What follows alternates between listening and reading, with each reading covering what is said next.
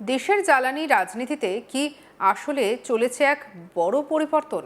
বহু বছর ধরে যে দেশ তেল এবং গ্যাসের জন্য বিদেশের উপরে নির্ভর করে এসেছে, সেই ভারত এবার নিজের মাটি, নিজের কৃষি বর্জ্য আর নিজের গ্রামকে কাজে লাগিয়ে নতুন শান্তির পথ খুঁজছে। কেন্দ্রের দাবি, এই পদক্ষেপ শুধু পরিবেশ রক্ষার জন্য নয়, বরং দেশের জ্বালানি নিরাপত্তা, গ্রামীণ অর্থনীতি এবং আত্মনির্ভর ভারতের স্বপ্নকে আরও শক্তিশালী করার একটা বড় পরিকল্পনা। কিন্তু এই প্রকল্পকে ঘিরে রাজনৈতিক লড়াইও শুরু হয়ে গিয়েছে। সরকার দেখছে ভবিষ্যতের পরিষ্কার জ্বালানির রাস্তা, আর বিরোধীরা তুলছে বাস্তবায়ন, কৃষি এবং জল সম্পদের প্রশ্ন। প্রধানমন্ত্রী নরেন্দ্র মোদীর নেতৃত্বে কেন্দ্রীয় মন্ত্রিসভা অনুমোদন দিয়েছে 23,731 কোটি টাকার গোবর্ধন প্রকল্পে। আগামী 10 বছর ধরে ধাপে ধাপে এই প্রকল্প বাস্তবায়নের পরিকল্পনা করা হয়েছে। লক্ষ্য একটাই, কৃষি বর্জ্য, গোবর, জৈব বর্জ্য এবং বিভিন্ন ধরনের বায়োমাসকে কাজে লাগিয়ে দেশে পরিচ্ছন্ন জ্বালানির উৎপাদন বাড়ানো। সরকারের পরিকল্পনা অনুযায়ী জৈব বর্জ্য থেকে তৈরি বায়োগ্যাসকে ধীরে ধীরে কম্প্রেসড বায়োগ্যাস বা সিবিজিতে রূপান্তর করা হবে। এরপর এই গ্যাসকে দেশের গ্যাস সরবরাহ ব্যবস্থার সঙ্গে যুক্ত করা হবে। সিএনজি এবং পিএনজি এর সঙ্গে বায়োগ্যাস মিশিয়ে সাধারণ মানুষের কাছে পৌঁছে দেওয়ার পরিকল্পনা রয়েছে। মানুষের কাছে পৌঁছে দেওয়ার পরিকল্পনা। কেন্দ্রের দাবি, এর ফলে একদিকে যেমন আমদানি নির্ভর জ্বালানির ওপর চাপ কমবে, অন্যদিকে দেশের নিজস্ব উৎপাদনের ক্ষমতাও বাড়বে। কেন্দ্রীয় তথ্য এবং সম্প্রচার মন্ত্রী অশ্বিনী বৈষ্ণব জানিয়েছেন, এই প্রকল্পের অন্যতম প্রধান লক্ষ্য হল দেশে সিবিজি উৎপাদন 10 গুণেরও বেশি বৃদ্ধি করা। সরকারের মতে বর্তমানে বিপুল পরিমাণে কৃষি বর্জ্য এবং জৈব বর্জ্য সঠিকভাবে ব্যবহার না হয়ে নষ্ট হয়। অনেক ক্ষেত্রে এই বর্জ্য পোড়ানোর কারণে বায়ু দূষণও বাড়ে। গোবর্ধন প্রকল্পের মাধ্যমে সেই বর্জ্যকে এবারে সম্পদে পরিণত করার পরিকল্পনা নেওয়া হয়েছে। আর অন্য দিক থেকে, রাজনৈতিক দিক থেকে দেখলে, এই প্রকল্পকে কেন্দ্র করে নিজেদের আত্মনির্ভর ভারত এবং সবুজ শক্তি নীতির একটি গুরুত্বপূর্ণ অংশ হিসেবে তুলে ধরেছে।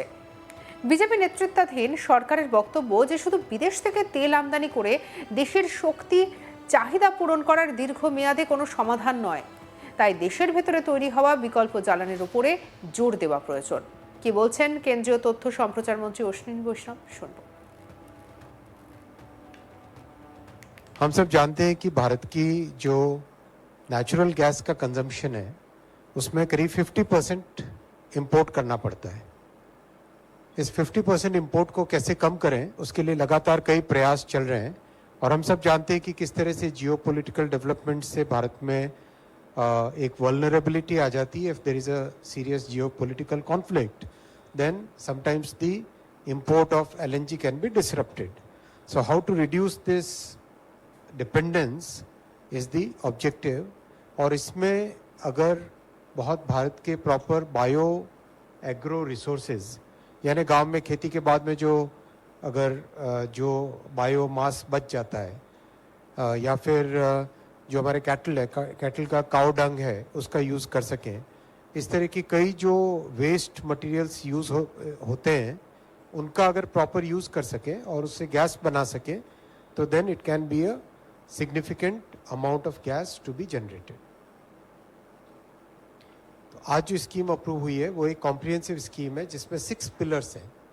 जो compressed biogas CBD compressed biogas बनती है सिटी और एग्रो वेस्ट को डाइजेस्ट करने के बाद में, उसको फर्मेंट करने के बाद में, तो उससे जो गैस बनती है उस गैस के यूटिलाइजेशन के लिए अश्योर्ड ऑफ टेक का पिलर रखा गया। यानी जो भी मैन्युफैक्चर करेगा बायोगैस, उसको एक अश्योर्ड ऑफ टेक यानी उसके प्रोडक्ट को खरीदने की गारंटी दी जाएगी। जब वो मान लो किसी ने गैस बनाई, बेच पाए ना पाए, तो वो एक अनसर्टेनिटी रहती है। उस अनसर्टेनिटी को दूर करने के लिए एक अश्योर्ड ऑफ टेक यानी बाय करने का गारंटी इसमें दिया गया है। सेकेंड है प्राइस की स्टेबिलिटी। प्राइस, ग्लोबल ऑयल का प्राइस, गैस का प्राइस अप एंड डाउन होता रहता है, तो बायोगैस को वो सब वॉलेटिलिटी प्राइस की न देखनी पड़े, इसके लिए एक अश्योर्ड प्राइस का सिस्टम बनाया गया है। और जो कैपिटल एक्सपेंडिचर होता है बायोगैस के प्लांट लगाने में, उसमें सपोर्ट दिया जाएगा, कैपेक्स का सपोर्ट। সরকারের দাবি গোবর্ধন প্রকল্প শুধু জ্বালানি উৎপাদনের প্রকল্প নয়, এটি গ্রামীণ অর্থনীতির সঙ্গেও যুক্ত। কারণ গ্রামের কৃষক, পশুপালক এবং স্থানীয় সংস্থাগুলি জৈব বর্জ্য সরবরাহ করে এই ব্যবস্থার সঙ্গে যুক্ত হতে পারবেন, আর এর ফলে নতুন কর্মসংস্থান তৈরির হতে পারে। পাশাপাশি উৎপাদনের পর যে জৈব সার পাওয়া যাবে তা কৃষকদের জন্য উপকারী হতে পারে। কেন্দ্রের পরিকল্পনা অনুযায়ী নগর গ্যাস বিতরণকারী সংস্থাগুলির উৎপাদিত বায়োগ্যাস কিনবে, এরপর নির্দিষ্ট সময়সূচি অনুযায়ী সিএনজি এবং পিএনজির সঙ্গে তা মেশানো হবে।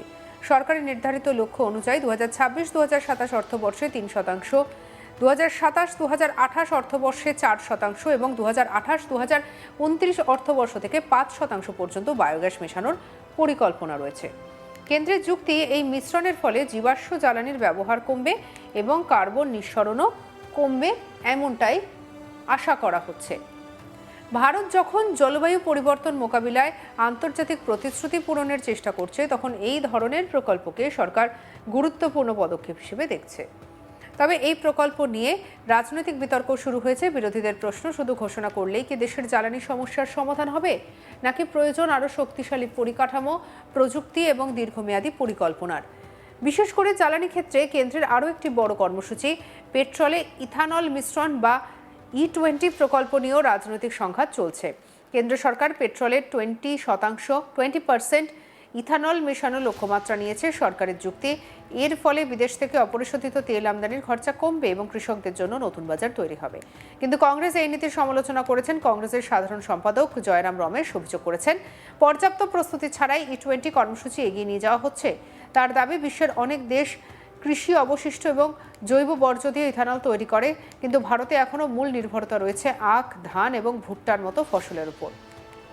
বিরোধীদের বক্তব্য, আখ এবং ধানের মতো ফসল উৎপাদনে প্রচুর পরিমাণে জল প্রয়োজন হয়, ফলে যদি জ্বালানি উৎপাদনের জন্য এই ফসলের ওপর অতিরিক্ত নির্ভরতা তৈরি হয়, তাহলে ভবিষ্যতে জলসম্পদ এবং খাদ্য নিরাপত্তার উপরে চাপ বাড়তে পারে।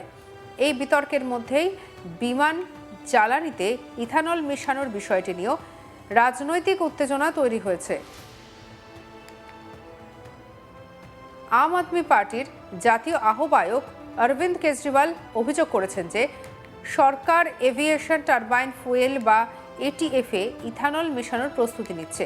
তবে কেন্দ্র এই অভিযোগ অস্বীকার করেছে। কেন্দ্রীয় অসামরিক বাহিনী বিমান পরিবহন মন্ত্রী রামমোহন নাইডু জানিয়েছেন, বিমান জ্বালানিতে ইথানল মেশানো কোনো প্রস্তাব বা পরিকল্পনা সরকারের নেই। সোশ্যাল মিডিয়ায় দেওয়া এক বার্তায় তিনি এই ধরনের খবরকে সম্পূর্ণ ভুয়ো এবং বিভ্রান্তিকর বলে দাবি করেন। গোবর্ধন প্রকল্পকে ঘিরে এখন মূল প্রশ্ন হলো, এটি কি সত্যিই ভারতের জ্বালানি ব্যবস্থায় বড় পরিবর্তন আনতে পারবে, নাকি এটি শুধুই আরেকটি বড় সরকারি ঘোষণা হয়ে থেকে যাবে?